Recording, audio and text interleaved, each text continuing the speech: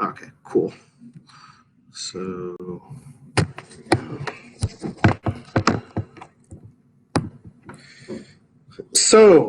having examined a broad array of different ideas, thinking of people's presentations other than your own, what were some favorites that some of you saw? You know, ideas that you really found interesting about heuristics. Yeah, Dan. I didn't do it like this, but I thought it was interesting to people that tried to look at the number of possible ways you could go, the number of successors. That seemed like a good way to approach it. What were some other interesting ideas or ideas that struck people as interesting?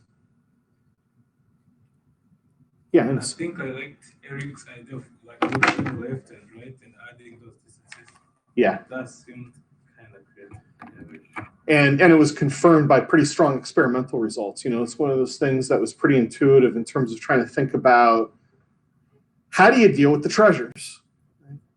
And so it seemed like there were some interesting consensuses that arose in the presentations. For instance, more treasure is really bad. And we're going to talk a little bit more about that in a moment. Imperfection, a lot of the non-monotonic were strong there in comparison. So we're going to kind of dive into both of these issues because, I mean, on the face of it, right, it wasn't accidental that I included these as aspects of the assignment. There was clearly something I wanted you to learn from this. And I want to draw out what these aspects teach us about the process of search. So first, let's think about this issue of more treasure. So what you all found was as you added even small amounts of treasures, the amount of computation needed just went through the roof. And the reason for this is that as you add treasures, the different kinds of scenarios that the search algorithm needs to contemplate goes up exponentially. It's actually, the way it's crafted here, somewhat worse than exponential. By which I mean, ultimately, what this comes down to is considering alternate permutations. In other words, not in an explicit way, but in an implicit way, what we're demanding of the search algorithm at that point is to consider different permutations in terms of how you make the visits. So the more we can do to inform which treasure it should try first or second or whatever, the more focused the search is going to be. And so in general, of course, heuristics that somehow intelligently took the treasures into account tended to perform better in these scenarios. That said, the challenge is ultimately Sisyphusian. So Sisyphus was the guy pushing the rock up the hill in Greek mythology, in the underworld, because it doesn't really take all that many treasures to just sort of make the whole thing futile in terms of finding that minimum length path. And a lot of the reason for that is there is no known polynomial time algorithm to do this. With the treasures, this in fact becomes a variant of the traveling salesman problem, which is a really famous problem in which you've got a traveling salesman who needs to do a tour to visit a whole bunch of cities and find the minimum length among them. So once we have the treasures in place, we're actually in a traveling salesman problem situation. And that's part of what you got to experience here. Now, for the traveling salesman problem itself, a perfect solution is intractable. An extremely clever solution using dynamic programming can get it down to exponential time from factorial time, which is what you get with these permutations. There are some really clever approximation algorithms for it that actually do run in low order polynomial time, like n squared roughly. But the real issue here is that in situations in which we're doing this type of search, this tends to be an interesting approach when there's this possibility that the whole thing just goes exponential on us. And so what we're trying to do is come up with heuristics that get us a lot closer to where we want to go than just a blind search. And depending on the maximum problem size, this can work well to varying degrees. This issue of perfection there, this was surprising to many of you, and it was kind of intended to be. But I want to talk through what the underlying issue is. Namely, when you have a highly perfect maze, there aren't actually all that many choices to make, right? Because in a perfect maze, so the maze generation algorithm that I was using here guarantees that there only exists one minimal path from the origin to the exit. And it basically puts up just enough walls so that it's limited to that. What that perfection index does is it creates a random probability of a wall that the perfection generating algorithm would put up would not go up. Actually, let me flip that around. It actually starts with all the walls up and starts knocking them down, and the perfection has to do with the probability of kind of going aggressive and knocking down more walls, even. So what happens is when we reduce the perfection, the number of walls decreases, the number of choices increases. And when the number of choices increases, this turns out to be really, really bad for these monotonic heuristics. And the reason it's really bad for them is that they are mathematically required to give a minimum length path. Once you've got these additional options, it turns out, wow, there are lots of ways to get the minimum length path. And it's required to consider all of them as long as the heuristic isn't giving some extra information. So the more a heuristic can distinguish between, out of all of these apparently good ideas, I need to ignore some of them, the more it'll help. And I think the heuristics that Eric and Austin put up were, I think, the best examples of monotonic heuristics that we saw today. That is, both of those did a great job of identifying concrete information that enabled it to better arbitrate what to do with the search. So with Eric's heuristic, there was the idea of measuring how far must I absolutely go to hit every treasure? And it was effectively drawing a bounding box around how much terrain it needed to cover. And so that turned out to be a really effective idea. And I'm hoping you're starting to see on an intuitive level why that's the case. Then Austin's idea of consider all paths through each treasure individually and then pick the biggest one. Well, you've got to go through at least that long, no matter what. And so it creates an incentive to seek out what treasure can I knock out of here so that that maximum decreases. And especially once the perfection is high, that lets you rule out huge numbers of possibilities from the search space. So thinking about this, I didn't erase from computing organization this morning. Oh, wow. Yeah. So for those of you wondering, we talked about memory this morning. Anyway, so thinking about the dynamics of a search, when you've got a high degree of perfection, you're often going to have a search where you don't even have two children. I mean, in principle, right, it's putting up two children, but one of them is going to be ignored because of the visited set, right? So you're effectively looking at just one child as you go down a hallway, and then you get to a turn, and maybe here you occasionally have two, and you might occasionally, very occasionally, get somewhere where you've got three. But it's just not that many choices. Whereas with the lower amounts of perfection, every time you're looking at two or more, three or more options. And notice how exponential this gets very quickly.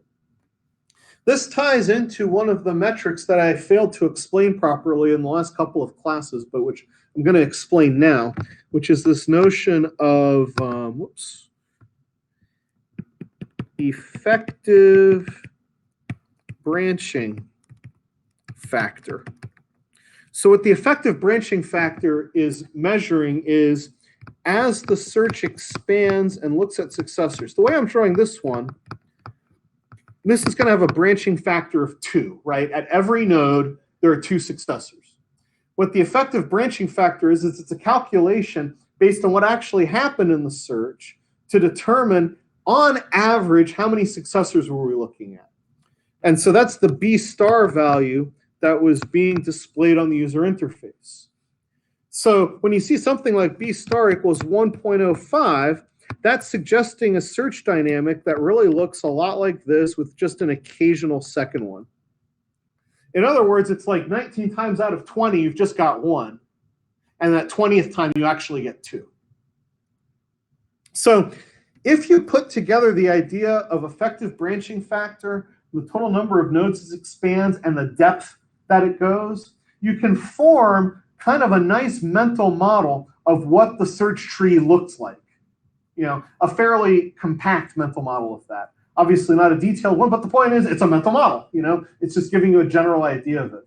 So when I'm doing work in this area, what I like to do is use as many different kinds of metrics as I can so that I can get a nice, rounded, well-rounded description of what the overall dynamic of the search was like. And so, you know, so the number of nodes expanded, of course, is enormously important because that's the most direct measure of how much computation the thing's doing. The depth is kind of telling you in concert with that how skinny or fat was the thing. And ultimately, that effective branching factor is calculated from those 2 values, right? That wasn't something that was directly counted. So that effective branching factor just tells you a lot about how quickly the search spreads out. So what a really good heuristic does is really knock down that effective branching factor and really keep that as pruned as possible. In effect, right, if your effective branching factor is getting too much above 1 for any appreciable depth, you're going to have something that's just not going to terminate in a reasonable time. It's actually got to get fairly close to 1 to work in a worthwhile way. So now thinking back to the perfection issue, if I can find where I was writing. Yeah, here we go. Some of those non-monotonic heuristics were really, really strong. And what made them really strong was their willingness to adjust that estimate value essentially on every square. You know, so often what happens with a monotonic heuristic is that in order to preserve this monotonicity, it tends to be kind of conservative. That is, it's pretty frequently going to be marching through the search space and not really updating very aggressively the estimate. These non-monotonic heuristics create more scope for aggressive changes to the estimate. And with those aggressive changes to the estimate, you are able to greatly reduce your overall branching factor, which in turn provides a really powerful accelerant to the search. So, yeah, do you have a question, Dan? Well, when you were talking about the B star, when you're going through, when things do the calculation, you get a node and it calculates the value for each of the child nodes. Is it the B star taking into account every node it calculates or only every node that it actually moved into? So like, if I go through, and if I never have to backtrack, is my B star 1 or is it more than 1 because I had to consider some other nodes? I don't actually remember because it's been a while since I coded it, but I think it really only takes into account what it traversed. I could be wrong about that. I would need to double check. But in principle, that's really all it ought to be doing. Cool. Other questions so far? In general, A-star type algorithms are extraordinarily important in AI. They crop up in lots of different places for all kinds of reasons. I think I mentioned this before. In the computer gaming world, A-star algorithms tend to be extremely important because many computer games tend to be based on a grid-based scheme. And so this provides a really straightforward way to figure out the appropriate path to take, especially if there are a couple of other things that need to happen along the route. It's not just going to one place, it's actually hitting a couple of different things. So typically game designers will work out, well, the maximum depth that should ever have to search is n based on my screen geometry. And based on that, they work on optimizing their heuristics so that they can guarantee to get results within a defined time window that minimizes lag, which of course is anathema in any good game. So, but they also tend to be popular for lots of other kinds of optimization problems. Interestingly, connoisseurs of Rubik's Cube solving algorithms really like A-star, and A-star heuristics for that remain something that's of publication-worthy interest in the AI community. I mean, it would have to be a really good one at this point, but still, and you can see the relationship between something like a Rubik's Cube and this 8 puzzle, and why something like A-star is appealing in that way. Several of you have remarked to me the relationship between the A-star idea and something like Dijkstra's algorithm in graph theory, and they are somewhat related.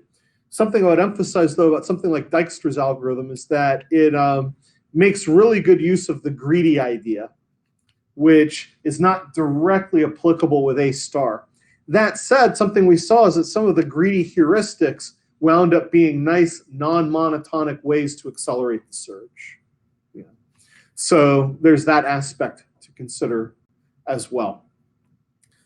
Mazes and puzzles and so forth make the action idea pretty manifest, but you can use A-star for any kind of situation where what you're doing is somehow changing a state. So this is a highly generic algorithmic idea. You could build a theorem prover using A-star, for example, where the action is some step where you apply a premise in order to reduce an expression in some kind of a way.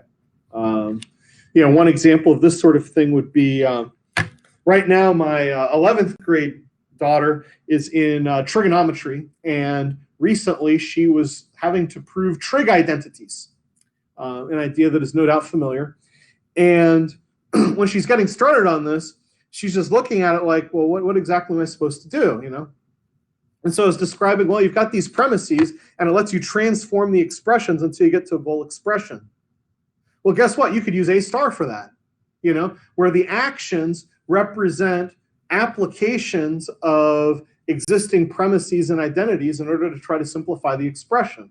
And you can try to come up with heuristics that have a way of saying, this is getting closer to my goal expression, if there are some common terms or what have you. So, I should also comment on several of you tried to do heuristics where you directly examine the successors. And in general, those didn't really work very well. And I want to talk a little bit about why not. What we really want to do with the heuristics is just consider, where am I now and what can I say about it? If we start expanding the successors, what we find is that we're starting to build a search algorithm into our heuristic, which can be kind of self-defeating. So I think Caleb, for example, talked about, well, when I did 2 levels of successor and I had a small maze, it worked great. And it turns out, well, that's exactly right. Why? Because in his heuristic, he was actually doing the search. And it turns out, well, yeah, that gives you some pretty good guidance. But then he correctly identified, well, I don't want to make it go an arbitrary number of places because it's going to take too long. And so in that sense, it didn't work that well. On the other hand, what we're going to do next, starting on Thursday with adversarial search, so we're going to be doing search for board game players. So 2 players, perfect information, each trying to destroy the other, as happens in a good tabletop game. Turns out, in that scenario, doing a complete search winds up being utterly impossible. And so you wind up doing stuff like working out, well, what's my horizon? And now once I get to the horizon, what's my best guess in effect? And that involves using heuristics of a different kind with a different kind of purpose. So instead of estimating depth, those heuristics are going to be estimations of what is my chances of a win versus my chances of a loss, and that kind of a thing. So actually, I have no doubt you all are going to have tremendous fun with this. This next project is definitely a fan favorite every year, as each of you will build a checkers AI. So we'll go over this adversarial search concept next time. It's going to include ideas called minimax search and alpha beta search. So pretty interesting classic stuff. I look forward to going over it with you all on Thursday. See you then.